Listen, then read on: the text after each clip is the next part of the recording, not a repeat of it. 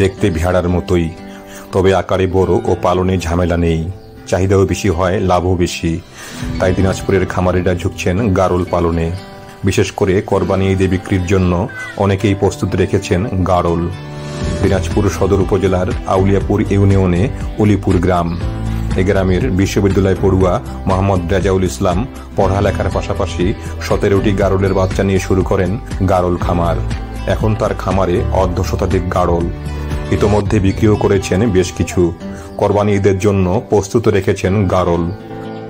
আমি রাজশাহী ভার্সিটিতে পড়ালেখা করি, পাশাপাশি এই ফান্ডটা করতেছি কিছু অভিজ্ঞতা বা উদ্যোক্তা হওয়ার জন্য। ভবিষ্যতে আরও চিন্তা ভাবনা আছে আমার। 2 বছর হইল প্রায় এটা করা। তারপর সামনের বছর বিক্রি করছিলাম প্রায় 11টা। ভবিষ্যতে আরও বড় করার চিন্তা ভাবনা আছে। ওখানে ঈদে আমার 6টা পাঠা খাসি আছে যে বিক্রি করার উপযুক্ত। একটাই 8,000 10,000। এখানে হচ্ছে ওয়েট হচ্ছে 25 কেজি, ওটা হচ্ছে পাঠানো হয়ে হচ্ছে 30 কেজি। অনেকজনে আসে আমাদের 1 থেকে আসছিল, কিছু মতো আসছিল, দেখে গেছে। আবার আমার কাছ থেকে কিছু নিয়ে অনেকজন ফার্ম দিচ্ছে। শুধু রেজাউল নয়, জেলার নবাবগঞ্জ উপজেলায় সংগ্রামী কৃষক কল্লোল, ফুলবাড়ী উপজেলা পৌর শহরের তেতুলিয়া গ্রামের নজরুল ইসলাম সহ অনেকেই পালন করছেন গারল। আমার ইচ্ছা আছে যে এইটারও একটা প্রসার জন্য ঘটে আমাদের এলাকায়। দেখা যাচ্ছে এক গারল ভেড়া প্রায় 30-40 কেজি হয়ে যায়। এটা মাংসের চাহিদাও পূরণ করতে পারে, আর এর মাংস অত্যন্ত সুস্বাদু আর কোলেস্ট্রল কম সম্ভবত। বছরে 2 বার 2টি থেকে 3টি করে বাচ্চা দেয় গারল। মাংসের চাহিদা মেটাতে জেলায় গড়ে উঠেছে বেশ কয়েকটি গারলের বাণিজ্যিক খামার। গারল খামারে কর্মসংস্থান হয়েছে অনেকের। অনেকে সফলতাও পেয়েছেন গারল খামার করে। ভাগ্য বদল হয়েছে অনেক বেকার যুবকের। এ কারণেই গারলের খামার গড়তে অনেকেই আগ্রহী।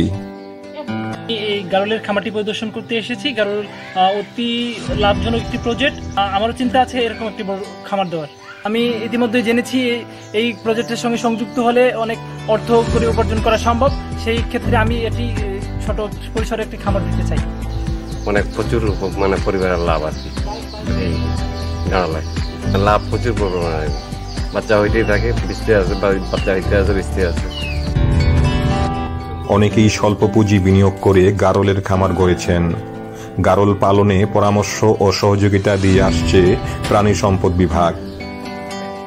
আধুনিক কালে আমাদের কিছু খামারিরা ছাগলের পাশাপাশি গারল, বিশেষ করে গারল জনপ্রিয়তা পাচ্ছে। বাণিজ্যিকভাবে আসলে লাভবান হচ্ছে কৃষকরা বলে আমাদের জানিয়েছেন, এবং রোগবালাইও কম হয়। আমরা আশাবাদী যে আমার দিনাজপুর অঞ্চলে আগামী দিনে গারলের একটা অপার সম্ভাবনা আছে। শাহ আলম শাহী, চ্যানেল আই, দিনাজপুর।